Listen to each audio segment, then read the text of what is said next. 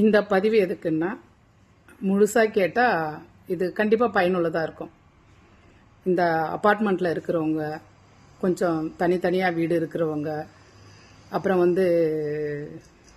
எல்லாருக்குமே தான் சிங்கிள் பேரண்டா இருப்பாங்க அவங்க, அது யாரா இருந்தாலும் சரி, நமக்கு ரத்த சொந்தம் எல்லாம் அவங்கள விட, ரத்த சொந்தத்தை விட அக்கத்து வீடு, பக்கத்து வீடு, எதிர்த்து வீடு, பின்னாடி வீடு, இவங்க எல்லாம் தான் நமக்கு பாதுகாப்பு, பலங்க. உண்மை. ஏன்னு கேக்குறீங்களா?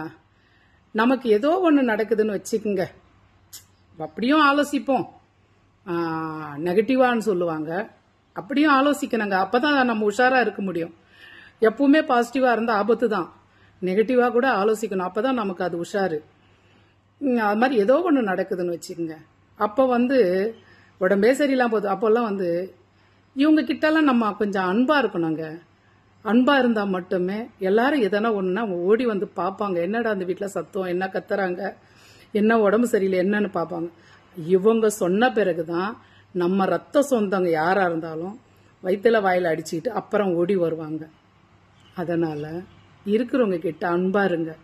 சிடு சிடு சிடுன்னு இருக்கிறது, அவங்க இருக்கப்பட்டவங்க இல்லாதப்பட்டவங்கன்னு பார்க்கறது, ஒரு சிலர் இனத்தை பார்க்கறது, இதெல்லாம் வேணாங்க. நமக்கு ஒரு பிரச்சனைன்னு வந்துருச்சுன்னு வச்சுக்கோங்க,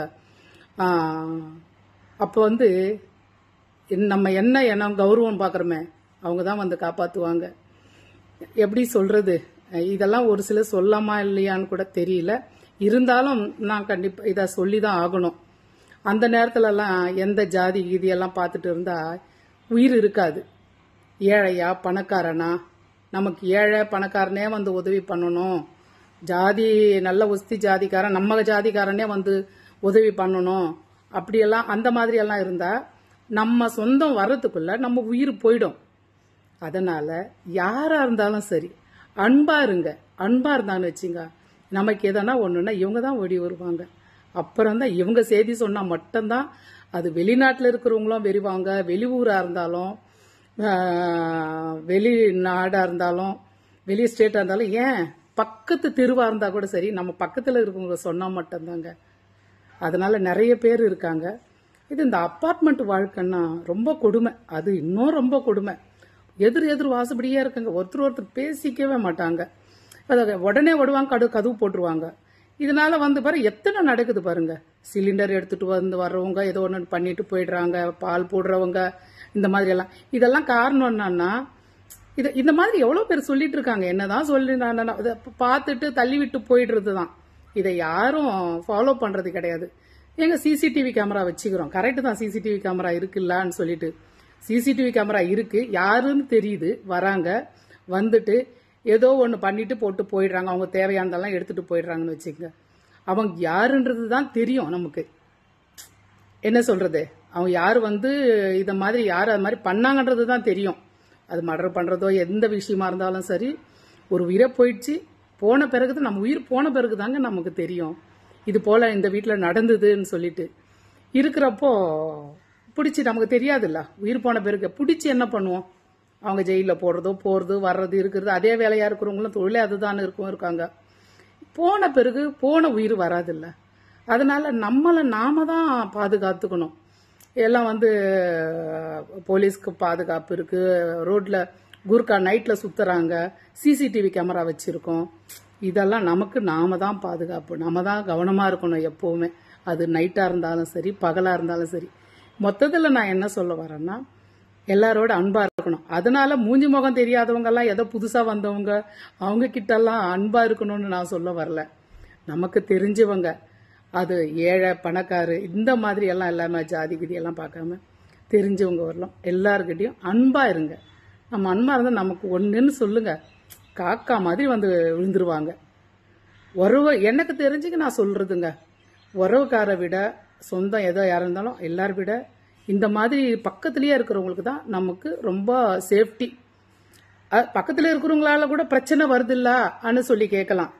உண்மைதான், பக்கத்துல இருக்கிறவங்க பழகினா அதே மீறி வேணா சந்தர்ப்ப சூழ்நிலை. அதனாலதான் சொல்றது, நம்ம கவனத்துல நம்ம இருக்கணும். எந்த அளவுக்கு நம்ம பாதுகாப்பா இருக்கணுமோ அந்த அளவுக்கு இருக்கணும். இருந்தாலும் எல்லாரோட கொஞ்சம் பழகி இருக்கணும். அப்பதான் தெரியும். நம்ம மற்றவங்க கிட்ட பழகிறப்பே தெரிஞ்சிடும் இல்லைங்க, அவங்க என்ன நல்லவங்களா கெட்டவங்களா என்னன்றது. தெரியாதவங்க புதுசாக வந்தவங்க கிட்ட கூட நம்ம பழகினா ஓகே, அவங்க கிட்ட எப்படி இருக்கணும், எது எது வரலாம் இருக்கணும் அப்படின்னு சொல்லிட்டு. யாராக இருந்தாலும் முதல்ல வீட்டுக்குள்ள எல்லாரையும் மூஞ்சி முகம் தெரியாதவங்கள யாராக இருந்தாலும் சரி வீட்டுக்குள்ளே விட்டுறாதீங்க.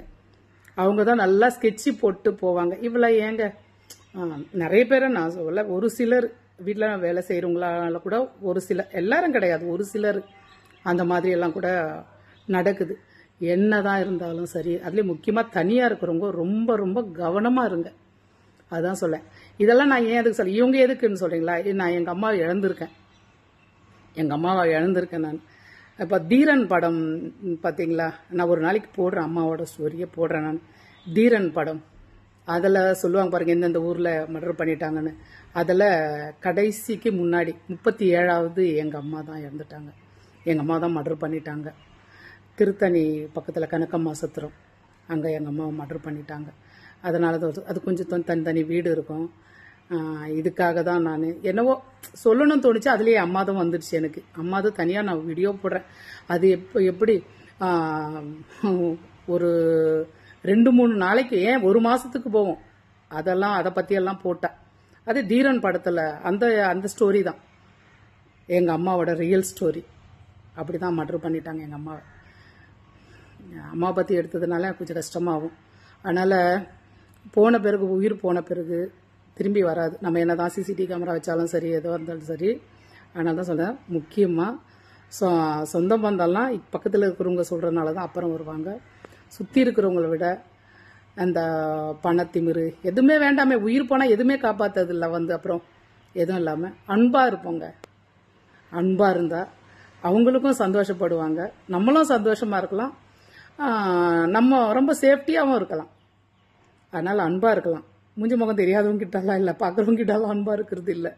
சுற்றி இருக்கிறவங்கள ஒரு சிலர் சிடுன்னு இருப்பாங்க, பேசவே மாட்டாங்க. எப்படி இந்த சொல்லுவாங்கல்ல, கஞ்சி போட்ட மாதிரி, இந்த விஜய் படத்தில் சொல்லுவாங்க, தண்ணி அவங்க அப்பாவுக்கு காக்கி சட்டை கஞ்சி போட்டவன் நான் வெறப்பாக இருக்காருன்னு, அது போல் இருப்பாங்க. நிறைய பேர் சொல்லுவாங்க, காசு பண்ண இருக்கிறவங்களாம் திமிரு இருக்கும் சார். எல்லாருக்கெல்லாம் கிடையாதுங்க, ஒரு சிலர் தான். இன்னொன்று முக்கியமாக சொல்லுவேன், நான் அடிக்கடி சொல்லுவேன், இந்த ஷார்ட்டில் கூட போடுவேன், நரக்குடம் எப்பவுமே தளம்பாது. புரிச்சுதுங்களா? எல்லாரும் கிடையாது, பாதியில் வரவங்க தான் இந்த மாதிரி எல்லாம் பண்ணுறது, ஓவராக பண்ணுறது. நல்லா இருக்கப்பட்டவங்களோ இல்லாதப்பட்டவங்களோ எல்லார்கிட்டையும் அன்பாக இருங்க, அன்பாக பேசிகிட்டு இருங்க. உங்களுக்கு தான் நல்லது, நமக்கு தான் நல்லது. அது நான் சொல்கிறது சரிதானே?